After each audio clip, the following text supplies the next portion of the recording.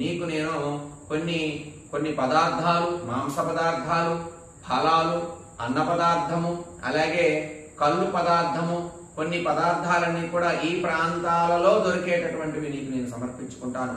పసుపు, కుంకుమ, చీరె, పూలు ఇట్లాంటివన్నీ కూడా నేను సమర్పించుకుంటా తల్లి, మమ్ము అనుగ్రహించు, రాముడు సంకల్పాన్ని నీవు అనుగ్రహించు అని చెప్పేసి సీతాదేవి 14 సంవత్సరాలు పూర్తిగా వనవాసం చేసేటటువంటి నిబద్ధతతో కూడినటువంటి అనుగ్రహం రాముడికి ఇవ్వు.